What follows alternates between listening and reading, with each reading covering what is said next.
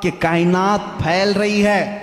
میں دیکھ رہا ہوں گیلیکسی میں سٹارز دور دور ہو رہے ہیں اور پھیل رہی ہے یہ کائنات. اور قرآن کہتا ہے وَالسَّمَاءَ بَنَيْنَاهَا بِأَيْدٍ وَإِنَّا لَمُوسِعُونَ, آسمان کو ہم نے اپنے دستے قدرت سے بنایا ہے اور اس کو ہم قیامت تک پھیلاتے رہیں گے.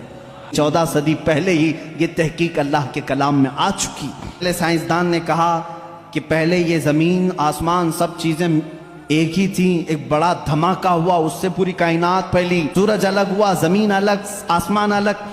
اس تھیوری کو قرآن نے خود بیان کیا ہے. اولم یر الذین کفروا ان السماوات والارض کانتا رتقا ففتقناہما.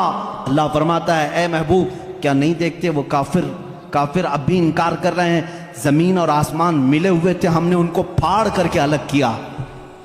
فتقناہما, فتق کہتے ہیں ایسا زور کا دھماکہ ہونا اور جھٹکا دینا جس سے ساری چیزیں بکھر جائیں.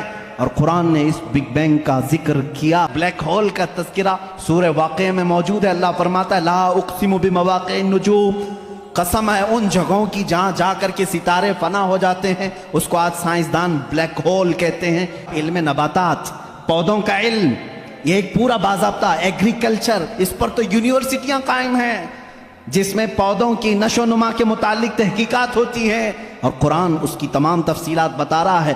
وَمِن كُلِّ الثَّمَرَاتِ جَعَلَ فِيهَا زَوْجَيْنِ اثْنَيْنِ, اللہ فرماتا ہے ہر پھل میں ہم نے میل اور فیمیل رکھا ہے.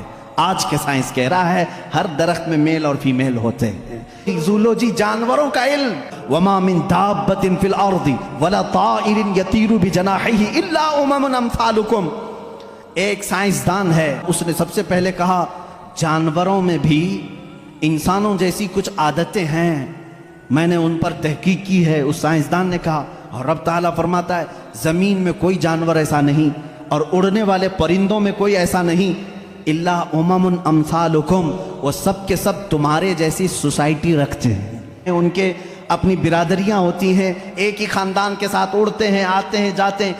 قرآن اس بات کو پہلے بتا چکا ہے. چونٹیوں کا علم, ایک سائنسدان ہے, اس نے کہا ہے کہ چونٹیاں بات کرتی ہیں اور یہ سب ایک دوسرے کے کانٹیکٹ میں آ کر کے ہی کام کرتی ہیں. اور قرآن کہہ رہا ہے سورہ نمل پوری چونٹیوں کی آیت سورہ ہے. اللہ تعالیٰ فرماتا حتیٰ اذا اتوا علی واد النمل قالت نملۃ یا ایھا النمل ادخلوا مساکنکم. جب سلیمان علیہ السلام اپنے لشکر کے ساتھ سے گزر رہے تھے تو ایک چونٹیوں کی وادی کے پاس آپ آئے, تو اللہ فرماتا ہے چونٹیوں کی جو بڑی سردار تھی اس نے ساری چونٹیوں سے کہا یا ایھا النمل ادخلوا مساکنکم, اے چونٹیوں جلدی جلدی اندر داخل ہو جاؤ, کہیں سلیمان علیہ السلام کا لشکر تمہیں بے خبری میں روند نہ جائے. شہد کی مکھی پر ایک بندہ ہے جس نے ریسرچ کیا اور اس کو نوبل پرائز ملا ہے. یہ 1975 میں 1975 میں ایک سائنسدان نے تحقیق کر کے بتایا شہد کی مکھیاں کمیونیکیشن کرتی ہیں, ایک دوسرے سے رابطہ کرتی ہیں, اور ان کو ایک ملکہ ہوتی ہے اور وہ آرڈر دیتی ہے اور اس کے آرڈر کے اعتبار سے سب جاتی ہیں. اور قرآن میں دیکھو رب تعالیٰ فرماتا ہے وَأَوْحَى رَبُّكَ إِلَى النَّحْلِ أَنِ اتَّخِذِ مِنَ الْجِبَالِ وَمِنَ الشَّجَرِ بُيُوتًا فَاسْلُكِي سُبُلَ رَبِّكِ ذُلُلًا يَخْرُجُ مِن بُطُونِهَا شَرَابٌ مُخْتَلِفٌ أَلْوَانُهُ فِيهِ شِفَاءٌ لِلنَّاسِ.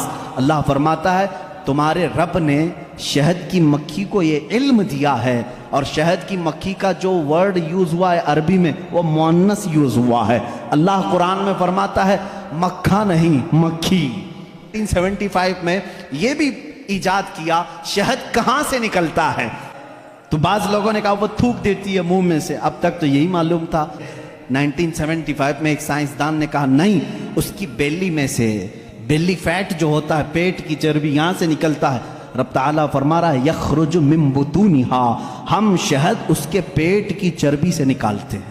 اس میں اللہ کی نشانیاں ہیں, اور خود مولا نے فرمایا شفاء للناس, اس میں پوری تمہارے لیے انسانوں کے لیے شفا ہے. اللہ تعالیٰ فرماتا افلا ينظرون الى الابل كيف خلقت, تم نہیں دیکھتے کہ اونٹوں کو اللہ نے کیسے پیدا کیا. یہ کالجوں میں پڑھایا گیا ہے زولوجی کے اسٹوڈنٹس کو کہ تمام مخلوقات میں اونٹ کی تخلیق ایک سب سے الگ ہے, اس لیے کہ اس کے اندر ایسا مادہ ہے 1 مہینے تک بغیر کھائے پیے زندہ رہتا ہے. پانی جمع کر لیتا ہے۔ تقریباً 1950 یا 60 کے بیچ میں ایک سائنسدان نے کہا کہ مکڑی جانوروں میں سب سے کمزور دل والی ہوتی ہے، اور قرآن کہہ رہا ہے اتخذ وَإِنَّ أَوْهَنَ الْبُيُوتِ، بلکہ اللہ فرما رہا ہے سب سے کمزور گھر مکڑی کا ہوتا ہے اور سب سے کمزور دل بھی اس کا ہوتا ہے۔